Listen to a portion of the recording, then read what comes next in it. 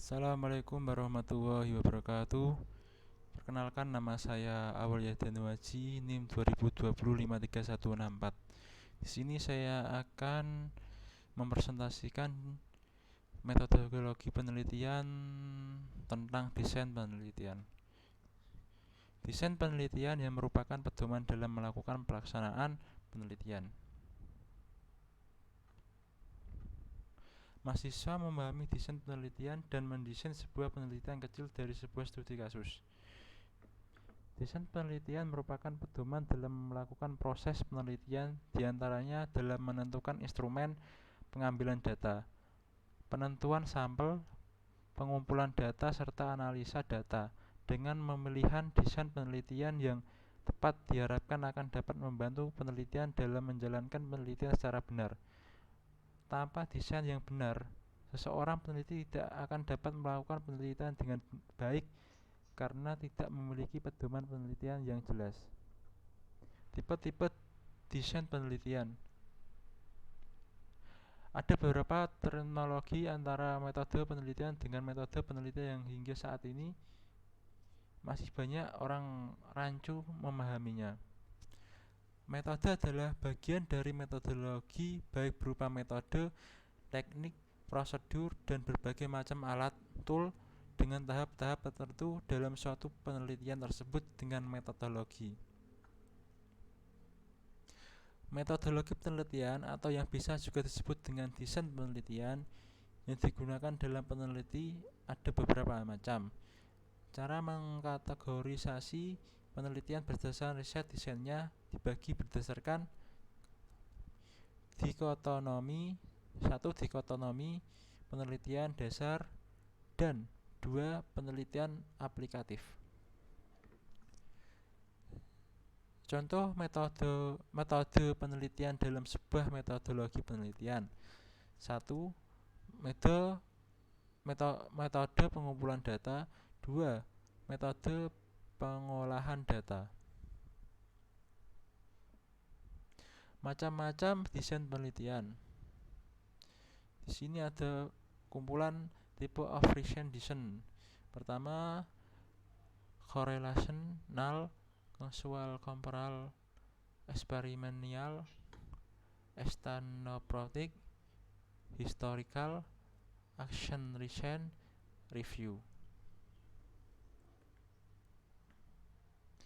Metode penelitian tersebut bisa berupa hasil dari kerangka konseptual dan asumsi yang digunakan dalam penelitian, dan bisa juga merupakan elaborasi dari berbagai hasil penelitian. Sebagai contoh, dalam analisis dan perancangan sistem informasi, misalnya SDLC. Pada waktu melakukan planning, kita bisa menggunakan teknik wawancara untuk menangkap apa yang digunakan oleh klien. Kita menggunakan brain chart untuk project plan. Menggunakan template tertentu untuk menuliskan apa yang menjadi bisnisnya. Constraint. Pada tahapan analisis, mengcapture fungsional requirement dan non-functional requirement. Ada beberapa macam desain penelitian yang bisa kita pilih sesuai dengan penelitian yang ingin kita lakukan. Antara lain metode correlational, metode causal komparatif, metode eksperimental, metode etnogranik yang biasanya digunakan dalam bidang sosial, metode historical research, metode survei, dan action research, di mana penelitian ini para penelitinya terlibat langsung di dalamnya. Penelitian ini biasanya digunakan dalam penelitian bidang sosial.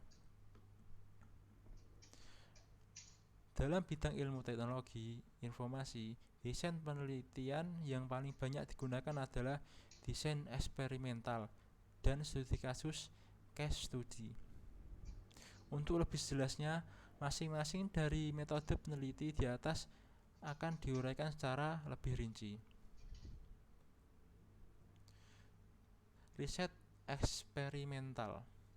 Riset eksperimental merupakan riset that allow for the cause of behavior to be determined. Untuk menggambarkan riset eksperimental bisa dilakukan pada dua kelompok, di mana kelompok satu disebut kontrol tanpa diberi perlakukan apapun, sedangkan pada kelompok kedua diberikan perlakukan treatment. Diasumsikan kedua kelompok ini sama. Ada beberapa faktor yang terkait dengan penelitian eksperimental, antara lain: 1. Independent variable merupakan faktor yang bisa dimanipulasi. 2. Dependent variable adalah faktor yang tidak bisa dimanipulasi atau faktor tetap. 3. Experimental condition group atau group adalah grup atau kelompok yang merupakan manipulasi dari eksperimen.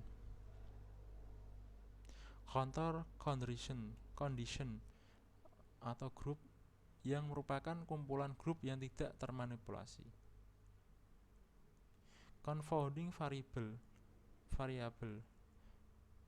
misalnya cuaca, hama, kesuburan lahan, tapi tidak diukur namun harus disebutkan. Inilah yang disebut dengan batasan penelitian. 6. Uncontrolled variable yang merupakan variabel yang diikuti dengan independent variable. Misalnya peneliti eksperimental yang dilakukan pada dua petak sawah. Pada petakan sawah pertama tidak diberikan pupuk dan pada petak sawah kedua diberikan pupuk. Contoh lainnya, misal apakah ada pengaruh meningkatan hasil belajar mahasiswa yang menggunakan e-learning dengan yang tidak menggunakan e-learning? Bila dengan adanya e-learning hasilnya lebih baik, maka benar adanya bahwa e-learning efektif meningkatkan proses pembelajaran. Eksperimen merupakan salah satu prosedur di mana terdapat salah satu lebih faktor yang bisa dimanipulasi dengan syarat semua faktor tersebut konstan. Pembanding atau kontrol di antara kedua contoh di atas disebut dengan experimental design, di mana ada penyebab yang berkorelasi dengan dampak, penyebab muncul di sebelum dampak, atau bisa juga disebabkan oleh adanya kemungkinan faktor-faktor lain yang berpengaruh. Contoh lainnya, perlakuan yang diberikan pada dua petak tanaman jagung yang diberikan pupuk. Pada tanaman jagung tersebut ada hal yang diasumsikan sama tetapi ternyata hasilnya tidak sama. Hal ini bisa diakibatkan oleh beberapa faktor yang berpengaruh. Salah satunya adalah tingkat kesuburan tanah yang berbeda sehingga memberikan hasil yang berbeda pula. Inilah yang kita sebut sebagai kelemahan dari desain eksperimental. Terkadang asumsi yang digunakan merupakan dari dampak. Asumsi yang dikenakan dari dampak sebaiknya diungkapkan dalam tulisan. Misalnya, walaupun letak geografisnya berbeda, tingkat kesuburan dan tingkat kemiringannya sama. Untuk membangun penelitian yang bersifat eksperimental, usahakan agar ada pembanding antara yang satu dengan yang lainnya. Dalam melakukan riset atau penelitian, tidak ada yang sempurna. Karena dalam penelitian terdapat hambatan-hambatan maupun batasan-batasan. Namun yang perlu diingat bahwa batasan dan hambatan yang dimaksud dalam penelitian bukanlah hambatan atau batasan yang terkait dengan diri pribadi, namun lebih ke arah keterbatasan pada penelitian itu sendiri. Misalnya, karena peneliti ini cukup luas, maka penelitian yang dilakukan hanya dibatasi pada skop tertentu saja, dan bukan karena adanya keterbatasan waktu dan biaya yang sering diungkapkan dalam tulisan skripsi dan tesis. Di bidang ilmu komputer, banyak digunakan eksperimental riset, baik berupa simulasi, diatur jumlahnya, ada pembanding, dan hasilnya berupa grafik. Misalnya grafik produksi dari beberapa kali panen dengan beberapa varietas yang berbeda. Metode yang didapatkan dengan eksperimental riset, grafik produksi dari beberapa kali panen tersebut dengan hasil penelitian. Metode dengan mendapatkan ini tersebut dengan metode eksperimental. Sedangkan pada penelitian di bidang teknologi informasi juga sering digunakan penelitian eksperimental baik berupa case study maupun penelitian survei. Dalam desain eksperimental juga terdapat hubungan sebab akibat. Hubungan sebab akibat ini terjadi jika dampaknya merupakan efek dari korelasi. Dampaknya menimbulkan efek dan juga kita bisa mencari penjelasan dari hubungan sebab akibat. Misalnya, untuk melihat hubungan sebab akibat antara sistem pembelajaran yang menggunakan e-learning dengan yang tidak menggunakan e-learning. Dalam penelitian eksperimental ada yang disebut independent variable, faktor yang dimanipulasi, dan independent variable, faktor yang diukur. Misal, dua petak jagung, di mana perlakuan yang diberikan berupa penumpukan sedangkan yang ingin diukur adalah produksi jagung setelah panen. Pada faktor yang dimanipulasi, pemupukan yang kita berikan 4 macam perlakuan, misalnya tanpa pemupukan dengan 0,5 kg, pemupukan dengan 1 kg, dan pemupukan 1,5 kg dengan pendapatan hasil yang berbeda. Pada saat kita melakukan pemupukan hingga 1,5 kg, ternyata hasil produksinya menurun. Ini berarti dalam grafik yang kita buat terdapat satu titik yang kita sebut dengan titik optimalisasi atau titik maksimal. Berdasarkan data yang kita dapatkan, dapat digambarkan grafik yang berbeda-beda, di mana setiap pertambahan satu satuan independent variable akan menghasilkan grafik yang berbeda. Pada grafik ini, yang menjadi independent variabelnya adalah pemupukan dan dependent variabelnya adalah tingkatan produksi yang dihasilkan. Karena pupuk yang diberikan berbeda-beda, maka akan didapatkan hasil yang berbeda juga. Kondisi penelitian eksperimental yang diberikan perlakukan inilah yang kita sebut sebagai batasan dari penelitian. Yang kedua, kuasi eksperimental. Kuasi eksperimental juga termasuk dalam eksperimental riset namun tidak punya kontrol. Kuasi eksperimental dapat diukur setelah adanya perlakuan Feynman. Misalnya pemasaran marketing, kita tidak bisa mengukur bahwa penjualan meningkat karena adanya marketing, karena sejak dulu pun orang sudah melakukan marketing. Jadi sebelum adanya marketing, walaupun kita punya data penjualan yang meningkat pada saat itu, belum meningkatkan itu terjadi karena adanya marketing. Artinya brand marknya tidak bisa diklaim pada saat ada marketing. Contoh lain pada investasi informasi teknologi atau IT, untuk membandingkan bagaimana tingkat produktivitas sebelum adanya IT dengan sesudah adanya IT, berdasarkan data yang dikumpulkan dilihat bagaimana tingkat produktivitasnya, maka sebelum ada IT tingkat produktivitasnya pernah mencapai titik maksimal atau tidak. Kemudian jika dilihat bagaimana proses bisnisnya dan lain sebagainya, biasanya data yang digunakan dalam penelitian ini adalah data kualitatif atau disebut one shot post test. Non control group, tidak ada control group, biasanya data-datanya kualitatif. Causal comparative research. Causal comparative research juga disebut juga dengan penelitian sebab akibat, merupakan salah satu ide pemberian ilmiah untuk menyusun suatu riset metodologi. Penelitian kausal ini dimasukkan dalam penelitian eksperimen, namun bisa juga dimasukkan dalam bentuk lain, misalnya dalam bentuk komparatif riset. Independent variable pada penelitian komparatif tidak bisa dimanipulasi dengan tidak bisa diberikan perlakuan. Penelitian komparatif lebih berfokus pada dampak atau efek yang terjadi dengan cara mencari apa yang menjadi penyebab dari dampak tersebut, serta menjadi perbedaan yang terjadi di antara dua grup atau lebih, dan diberikan penjelasan terhadap perbedaan antara kedua kelompok atau grup. Misalnya, kenapa perusahaan IT multinasional lebih inovatif daripada perusahaan IT lokal? Untuk memanipulasi data bisa digunakan berbagai macam cara, perhitungan atau uji statistik. Bila interest ingin melihat apakah pada grafik yang didapatkan terdapat perbedaan atau tidak, biasanya dilakukan uji powerful dengan menggunakan uji statistik seperti uji 1 uji T, uji Z, maupun uji kovariansi. Bila penelitian yang dilakukan lebih ke arah penelitian deskriptif, maka hasil yang didapatkan berupa grafik sudah cukup untuk memberikan gambaran penelitian. Namun apabila kita ingin mengetahui secara lebih jauh apakah grafik tersebut signifikan atau tidak, maka harus diuji dengan statistik. Contohnya, untuk melihat hubungan antara faktor produksi independen variabel dengan tingkat produksi yang dihasilkan independen variabel. Dari hasil data yang dikumpulkan, dapat terlihat adanya penambahan bagi setiap satu satuan independen variabel beberapa pertambahan dependen variabelnya. Berdasarkan grafik yang didapatkan, cari ratanya yang lihat hasilnya. Bila berbeda namun tidak signifikan, mungkin perbedaan itu hanya bersifat kebetulan. Dalam menganalisa penelitian, kita harus selalu menggunakan analisa statistik. Namun juga bisa menggunakan analisa lainnya seperti analisa statistik deskriptif maupun analisa kualitatif dengan menggunakan data-data berupa tabel, grafik, dan model.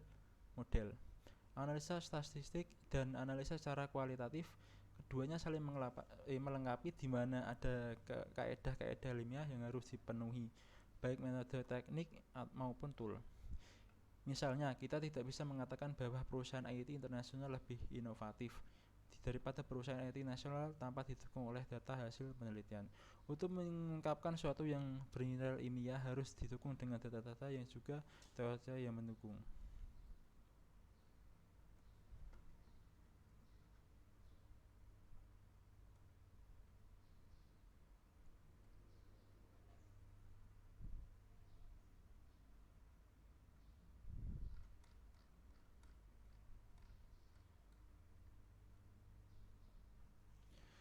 Penelitian yang dilakukan dengan pendekatan kualitatif biasanya memiliki sampel yang terbatas, sedangkan untuk penelitian kuantitatif sampelnya cukup besar.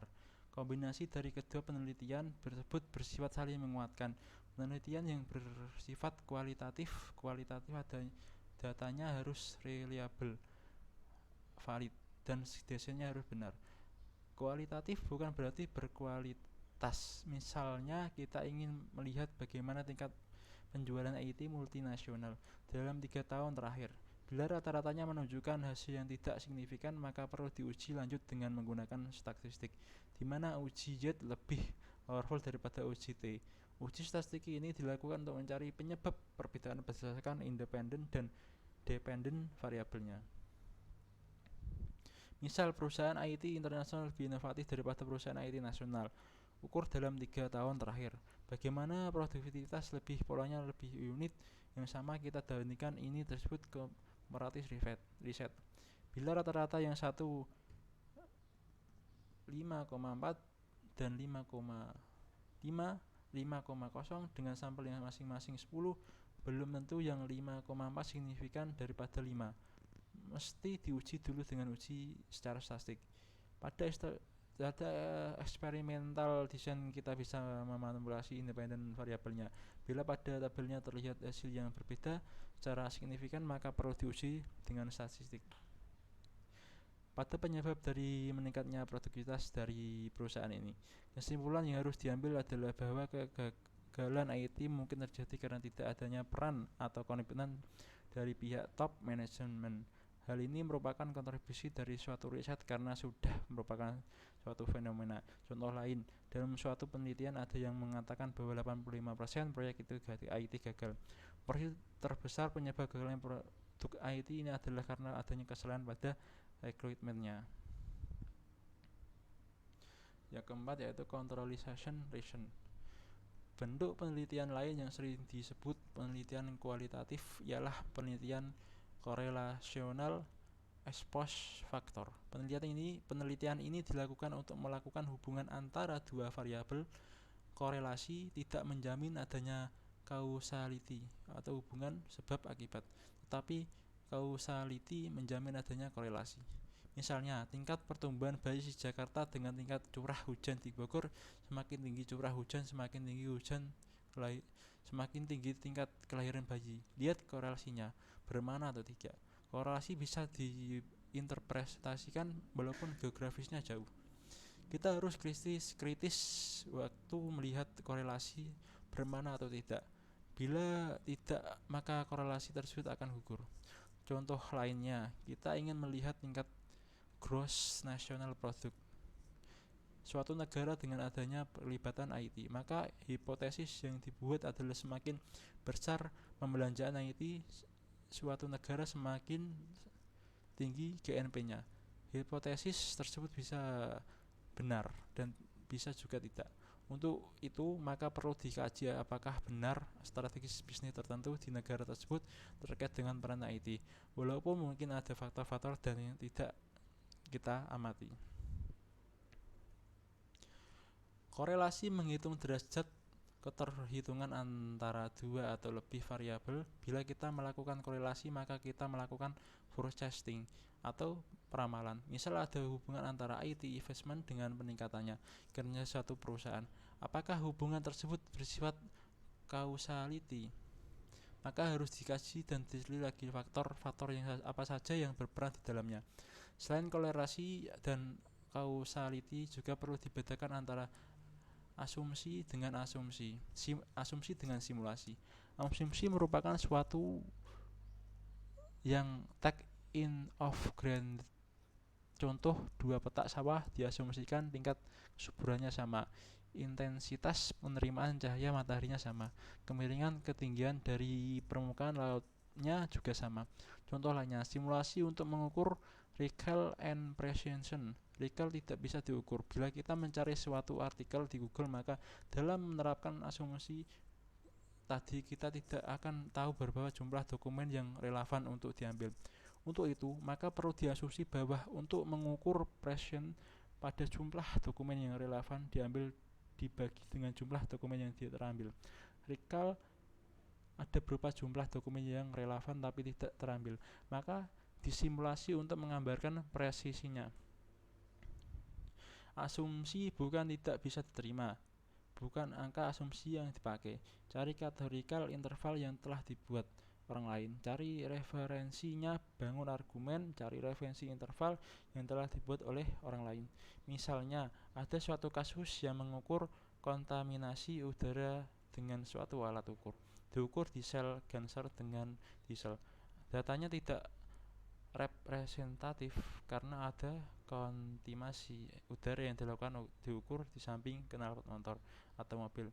Tidak bisa diasumsi bahwa faktor-faktor lingkungan dianggap tetap.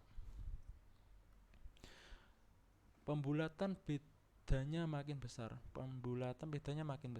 Kemungkinan adanya kontribusi error dari pembulatan. Masalah teknis, asumsi berupa sesuatu yang tidak kita teliti.